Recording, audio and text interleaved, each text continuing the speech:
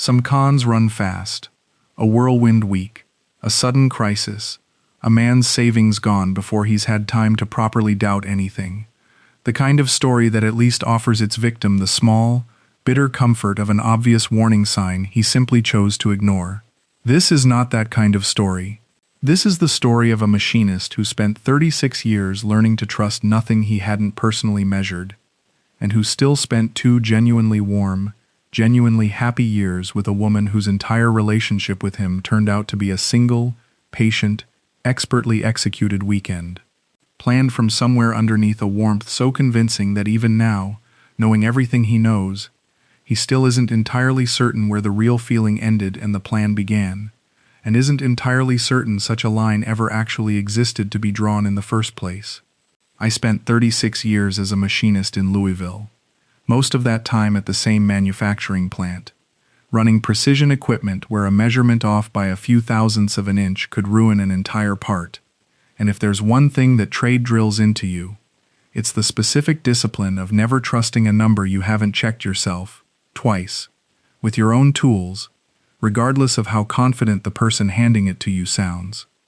A lesson hammered in early by a shop foreman named Ellis, who used to say that confidence and correctness had nothing whatsoever to do with each other, and that the men who conflated the two were the ones who eventually ruined the most expensive parts, a phrase he must have repeated to me 100 times across my first 2 years on that floor, before it finally, permanently lodged itself somewhere in the back of my thinking. I started on the shop floor at 19, working my way up through progressively more demanding equipment, computer-controlled lathes and mills that could hold tolerances a fraction of the width of a human hair, and I built a solid, unremarkable career on exactly that discipline, the specific pride of a man who could look at a finished part and know, without needing anyone else to confirm it, whether it had actually been made right, a private, quiet competence I carried with me long after I'd stopped physically standing at a machine every day, a way of looking at the world that never once felt like a limitation until this particular story taught me otherwise. I retired at 61 with a decent pension, a modest 401k I'd managed conservatively across 4 decades, favoring steady, unglamorous investments over anything resembling speculation, and a divorce from my wife, Carol, that had finalized 9 years earlier, a split that was, by the end, more exhaustion than anger. 2 people who'd simply worn each other down over a long marriage that had run out of whatever had once held it together, decades of shift work and raising a son together, eventually settling into a quiet, mutual understanding that the marriage itself had quietly stopped serving either of us, long before either one of us said so out loud. Our son Kyle settled outside Cincinnati with his own young family, a wife named Dana, and 2 kids I didn't get to see nearly as often as I'd have liked once I started spending most of my time overseas, called most Sundays, dutiful and warm, asking careful questions about how I was filling my days, that I answered honestly enough without ever quite conveying the full weight of the quiet that had settled into my own life. And I found myself, in that first retired stretch, restless in a way 36 years of shift work hadn't prepared me for, the specific, aimless quality of days that no longer had a punch clock organizing them, mornings that used to start before dawn, now stretching out formless and directionless, well past the hour I'd once have already clocked in. A buddy from the plant, retired a few years ahead of me, had been going out to Angeles City for extended stretches, and kept telling me, with real conviction, that a man's pension went considerably further out there, that the warmth of the place, in every sense, was exactly what a lonely retired man needed, a case he made across several phone calls before I finally relented, more out of curiosity about a life I could barely picture than any strong conviction that a change of scenery was what I actually needed. I flew out for the first time at 62, expecting a short trip and a decent time, and ended up staying most of 2 years before any of what I'm about to describe finally ran its course. I met Precious at a bar on Fields Avenue during my second week in the city, 26 years old, working the floor there, and I want to be honest, plainly, about what kind of place it was, and what her job there involved, because I think pretending otherwise cheapens the rest of this account. I wasn't naive about the setup, having read enough about that particular industry before ever booking my flight to understand exactly what I was walking into. What caught me off guard, and kept catching me off guard for the better part of 2 years, was that every single man I came to know on that street, a whole community of genuinely hardened, professionally skeptical retirees, who'd each individually learned the hard way not to trust anyone in that industry, all seemed to agree, independently, that Precious was somehow different. I want to sit with that fact for a moment, because I've come to believe it's the single most important detail in this entire story. More important, in its own way, than any single dollar figure I'll get to shortly. A street like that runs on shared, hard-won cynicism, the kind of collective wisdom men trade over beers, precisely because they've each individually paid for the lesson themselves, usually more than once, usually at considerable personal cost, the specific, weary camaraderie of men who've each separately learned not to trust their own first impressions in that particular environment. And yet man after man, across that entire community, described Precious in almost identical terms, unprompted, without my ever once asking, mentioning her in the specific, slightly bemused tone of men describing an exception they couldn't quite explain even to themselves. She remembered birthdays, not just mine, everyone's, showing up with a small, thoughtful gift for a man's 65th that she'd apparently noted down from an offhand comment made months earlier, a level of attentiveness that struck even the most cynical men on that street as genuinely remarkable rather than merely professional. She visited old Frank, a widower in his 70s, who'd had a stroke about a year into my time there, in the hospital most days for 2 straight weeks, when Frank's own regular barmates, men who'd known him considerably longer than she had, mostly didn't bother, an act of ordinary decency that struck the whole community, myself included, as exactly the kind of thing that separated her from every cynical warning we'd all once read online about exactly this industry, a small kindness that cost her real time and effort with no obvious return, offered to a man who couldn't have provided her with anything at all in exchange for it, which is precisely why the whole community kept coming back to that particular story whenever her name came up. The day my mother died back in Louisville, 11 months into knowing Precious, I got the call at 2 a.m. local time, and I remember sitting on the edge of our bed absolutely gutted, an ocean and a lifetime away from a funeral I wasn't sure I could even get back for in time. The specific, disorienting grief of receiving devastating news in a place where the entire rest of the world was still fast asleep around you. Precious sat with me for the rest of that night and most of the following day, not saying much, just present, bringing me water I hadn't asked for, sitting close enough that I could feel her there without either of us needing to talk, her phone face down on the nightstand the entire time, something I only noticed later as significant, because in 2 years together I don't recall a single other occasion where her phone stayed untouched for more than 20 minutes at a stretch. I flew home for the funeral. She offered to come with me, genuinely offered, sitting across from me at breakfast with an expression I'd have sworn, even now, was entirely sincere, and I told her it wasn't necessary, a decision I've turned over many times since, wondering whether her presence at that funeral would have changed anything at all about what eventually happened, or whether it was simply one more data point in a performance so complete it never once needed a witness to sustain itself. I think often now about one particular evening, maybe 8 months into the relationship, entirely unremarkable at the time, the kind of evening I wouldn't have thought to mention at all if the whole relationship hadn't later demanded this level of retrospective scrutiny. Precious had come home from an ordinary shift, tired, quieter than usual, and instead of the easy conversation we usually fell into, she simply curled up against me on the couch and asked whether I minded if we just sat there for a while without talking. We sat like that for nearly 2 hours, the television on but neither of us really watching it, and I remember thinking, at the time, that this was exactly the kind of quiet, uncomplicated comfort I'd been missing for years before I ever met her. I've gone back to that evening more than once since everything happened, turning it over, searching for some detail that might reveal it as calculated rather than genuine, and I've never once found one. I think it's possible that evening was exactly what it appeared to be. A tired woman wanting quiet company from a man she genuinely liked being around. And I think that possibility, more than any other single detail, is what makes the rest of this story so difficult to fully resolve even now. I want to explain the financial shape of those 2 years carefully, because the specifics matter enormously to understanding how this particular structure actually worked on a man who genuinely believed himself unusually resistant to exactly this kind of thing, having watched other men fall for far less sophisticated versions of it, without ever once suspecting I might be watching my own future unfold in front of me. I cleared Precious's outstanding debt to the bar within the first 3 months of our relationship, roughly $8,000, an arrangement I understood at the time as the standard, well-documented cost of getting a woman out of that particular industry, a cost every other man on that street had described going through in some form, comparing notes on the specific figures involved with the same easy candor men use, discussing car payments. Sitting around a shared table swapping stories that all followed roughly the same shape,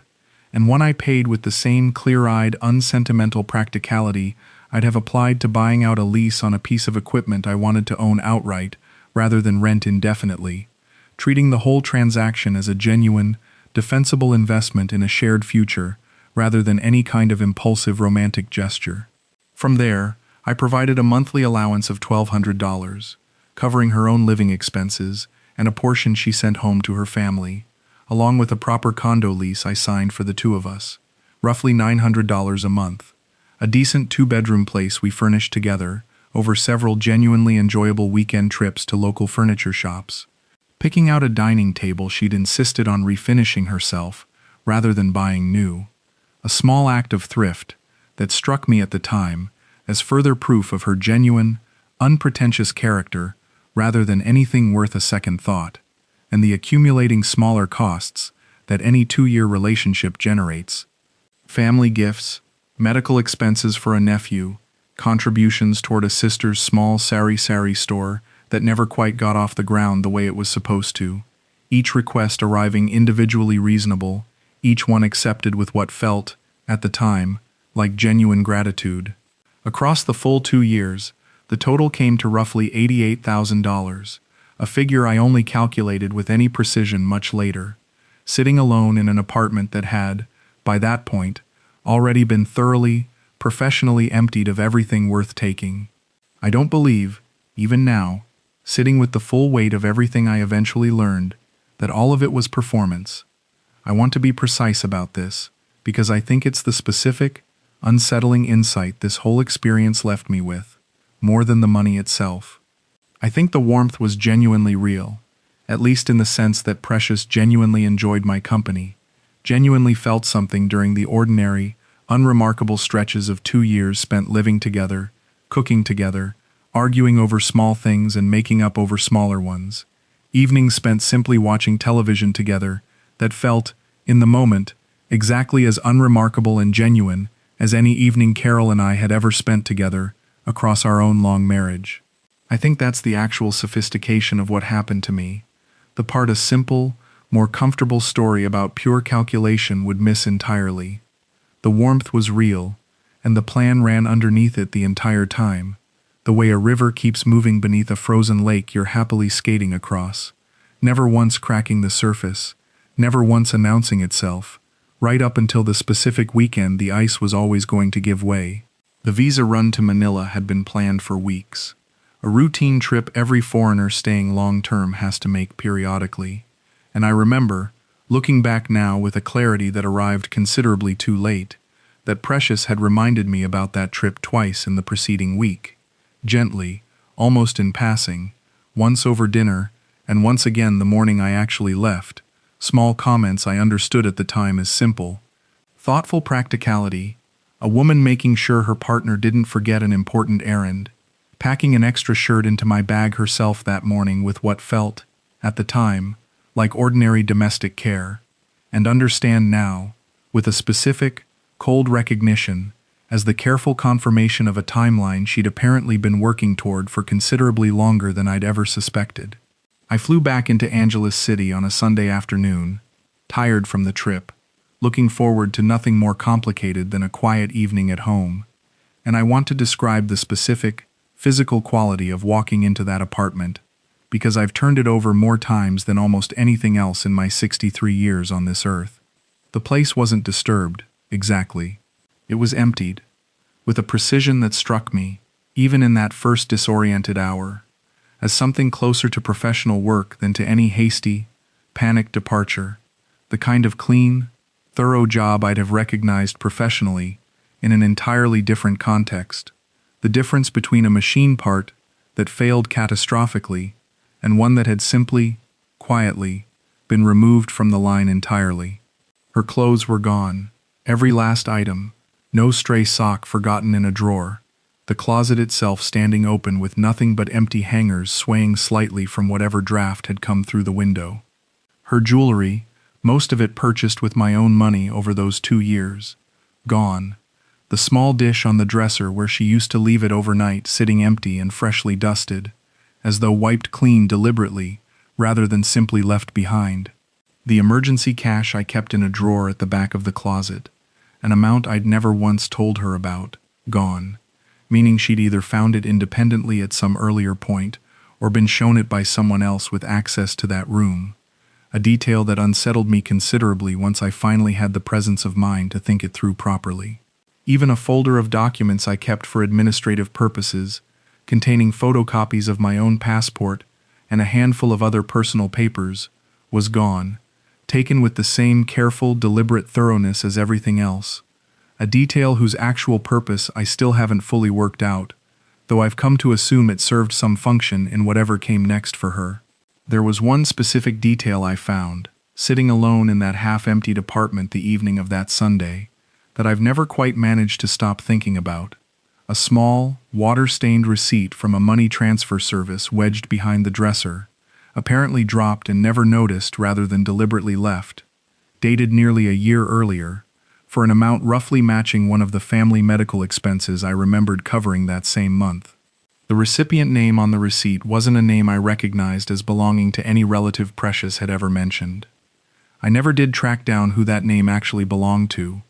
whether it was some entirely legitimate family connection I simply hadn't been told the full context of, or something considerably closer to what I'd started, by that point, to assume about nearly everything from those 2 years. I kept that receipt for months afterward, tucked into the same folder where I'd once kept far happier documentation of our life together, unable to throw it away, and unable to look at it for more than a few seconds at a time, before setting it aside again. I called her number standing in that half-empty living room, and it went straight to a dead line. No ring at all, the specific silence of a phone that had been switched off and likely discarded, rather than one simply out of battery. A silence I sat with for a long moment, before finally setting my own phone down and accepting what it already, plainly, told me. I drove to the bar that same evening, still in a kind of numb, disbelieving fog, unable to think of anywhere else that might actually produce an answer. And the manager there, a woman I'd known casually across 2 years of occasionally picking Precious up from her old shift, told me, with an expression I couldn't quite read, sympathy, or something closer to weary familiarity, the particular look of a woman who'd delivered some version of this same news to other men before, that Precious had formally resigned the previous Friday, 2 days before I'd even landed back in the country, giving no forwarding address, no explanation beyond a brief, polite note thanking the management for the opportunity, a note the manager actually showed me, 3 neat, unremarkable sentences that gave away absolutely nothing about where she'd actually gone. I want to explain something about the specific quality of dread that settled into me over the following days, because I think it's different from the grief or anger most people probably expect from a story like this. I spent an entire career trusting precision, trusting the specific, verifiable evidence of a well-measured part over the confident assurance of anyone simply telling me it was fine, and that habit of mind had once felt, across 4 decades, like a genuine, reliable protection against exactly this category of deception. What unsettled me most, working through the wreckage of that apartment box by empty box, wasn't the theft itself, considerable as it was. It was the discipline. 2 full years, Hundreds of small, ordinary interactions, thousands of individual moments where a lesser plan would have shown some crack, some inconsistency, some tell a careful, skeptical man might eventually have caught, and I never once found one, not a single one, across the entire relationship, a level of consistency that felt, once I finally understood what I was actually looking at, almost professionally impressive in its own right. I spoke to a few of the other women who'd worked alongside Precious at the bar, tracking them down over the following weeks through mutual acquaintances, buying coffee for women who'd initially seemed reluctant to say much of anything, sitting through several awkward, hesitant conversations before anyone was willing to tell me more than the barest, most guarded details, piecing together fragments of a fuller picture I never fully completed, each conversation adding one more small piece to a puzzle whose whole shape I understood I'd probably never actually see. One told me, with real confidence, that Precious had gone to Dubai, that she'd mentioned an opportunity there more than once in recent months, always vaguely, always in a tone that discouraged further questions,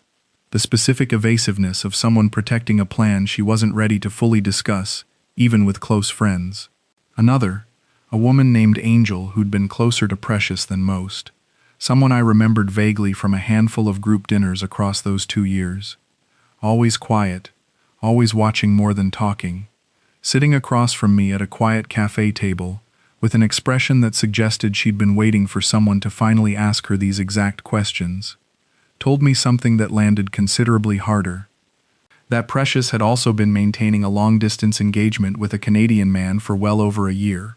a relationship she described to her coworkers as further along than mine, complete with an active spousal visa application she referred to as processing, a parallel project, run concurrently with our own relationship, apparently sustained with what Angel described as the exact same warmth, the exact same convincing presence, the exact same careful attention to birthdays and small kindnesses. I sat with that particular detail longer than almost any other piece of information across this entire experience, because it forced me to understand something about the actual scale of what I'd been part of, that a simpler, more contained story would never have required me to face. I hadn't simply been deceived by one woman running one plan against one man. I'd been one line item in a portfolio,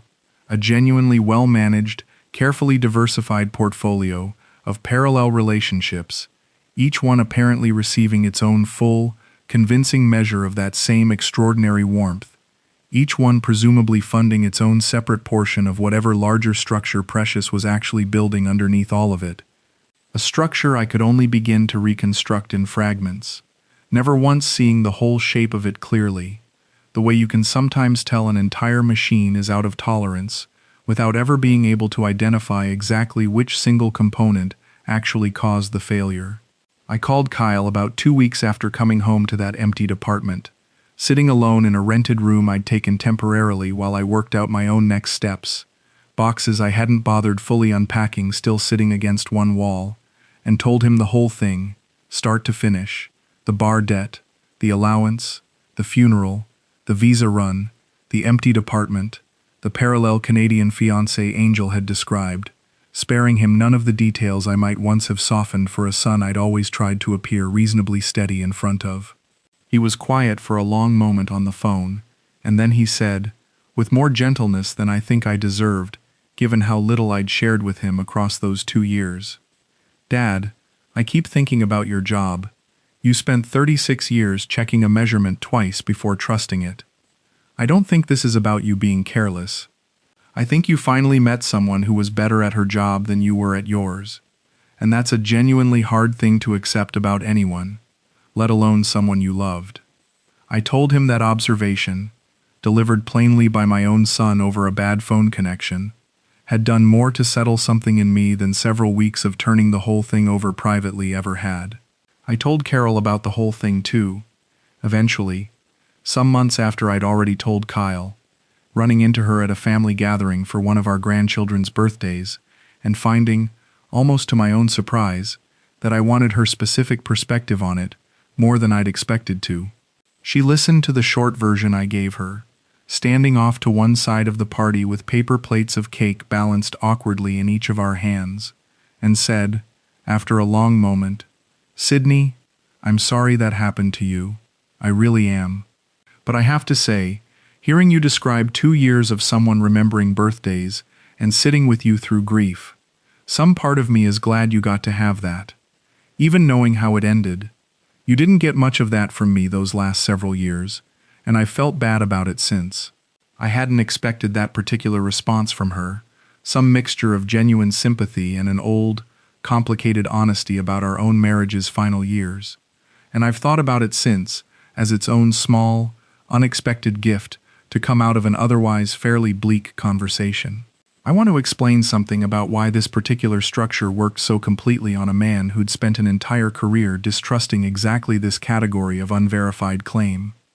36 years running precision equipment teaches you, above almost everything else, that a part which looks correct and a part which is correct are not automatically the same thing, that appearance and reality require independent verification precisely because a sufficiently skilled operator can make the wrong measurement look exactly like the right one if they understand your tolerances well enough. A lesson I'd internalized so completely across 4 decades that I never once thought I could be fooled by exactly this category of trick applied to an entirely different subject matter. What that same training never once prepared me for was the possibility that a person could apply that exact same skilled, patient craftsmanship to an entire relationship, sustaining a convincing, consistent appearance of genuine warmth across 2 full years with a level of discipline that would have impressed me professionally in any other context, had I ever once recognized what I was actually looking at while it was still happening around me. I filed a report with the local police, a formality I understood, even as I completed it, was unlikely to produce any meaningful recovery. Sitting in a small, sparsely furnished station for the better part of an afternoon, answering the same questions, in slightly different orders, watching a ceiling fan turn slowly overhead the whole time, and the officer who took my statement, a tired, courteous man who'd clearly heard some version of this exact story more times than either of us cared to count,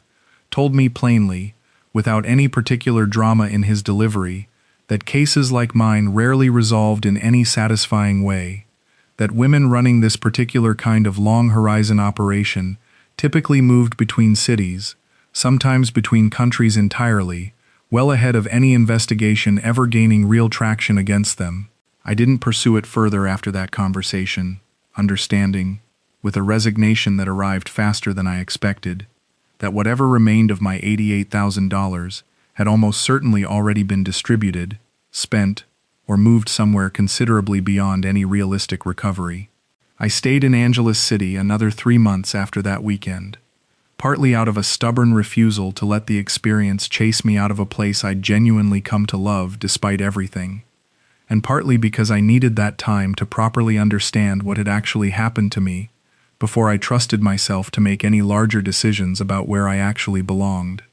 I reconnected with a few of the men from that same Fields Avenue community during those months, and I want to be honest that the conversations that followed were some of the most genuinely useful of my entire life. A room full of men comparing notes on their own individual versions of exactly what I'd just experienced. Each account slightly different in its specific mechanics but identical, every single time, in its underlying architecture, warmth sustained with real discipline over a genuinely extended period, followed by an exit executed with a precision that none of us, across our combined decades of professional and personal experience, had ever managed to anticipate in time. One of those men, a retired contractor named Walter, who'd been on that street considerably longer than I had, a big, weathered man who spoke slowly and quite deliberately, always seemed to have thought through whatever he was about to say well before he said it. A man everyone on that whole street treated with a kind of quiet, unspoken deference, despite his own considerable losses over the years, told me something during one of those conversations that has stayed with me since. More than almost anything else anyone said across those 3 difficult months, delivered over beers on a quiet evening at the same bar where I'd first met Precious 2 years earlier. Sidney, you're thinking about this like a man who got fooled. I think about it different. I think some of these women are running a genuine trade, same as we did back home, and they're better at theirs than most of us ever were at ours. That's not a comfortable thing to say out loud, but I think it's closer to true than the version where she's just some simple con artist who got lucky with you. I didn't fully agree with him at the time, some part of me still needing the anger of a simpler story more than the complicated, uncomfortable respect his framing seemed to demand. I've come around to something closer to his view since, though it's taken the better part of a year to arrive there honestly, rather than simply repeating his words back to myself. I flew home to Louisville about 4 months after that Sunday afternoon,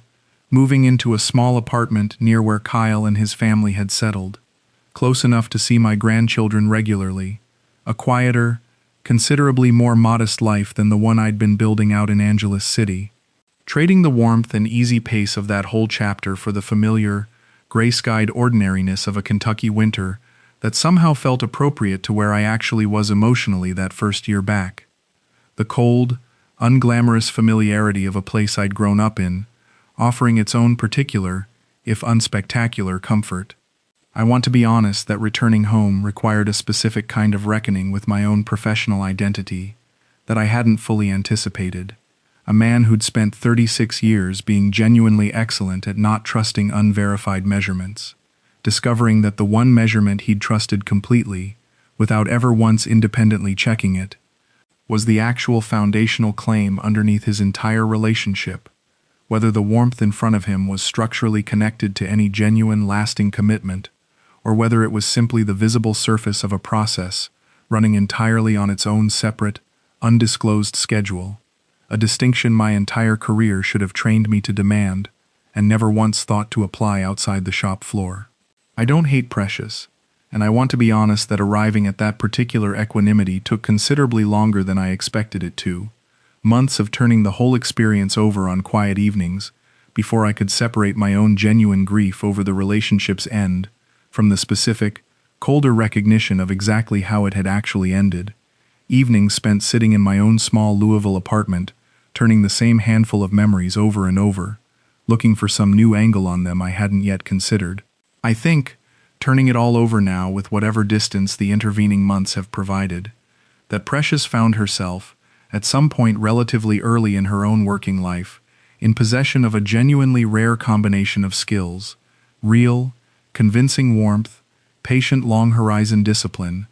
and the specific kind of nerve required to sustain multiple parallel relationships without ever once letting any single one of them slip in a way the others might notice. Skills that, applied to almost any other legitimate field, would likely have made her an extraordinarily successful woman by any conventional measure. I don't think that understanding excuses what happened to me. $88,000 in 2 years I can't get back, regardless of how skillfully the whole structure was executed, but I've stopped needing her to have been simply, cartoonishly cold in order for my own losses to make sense.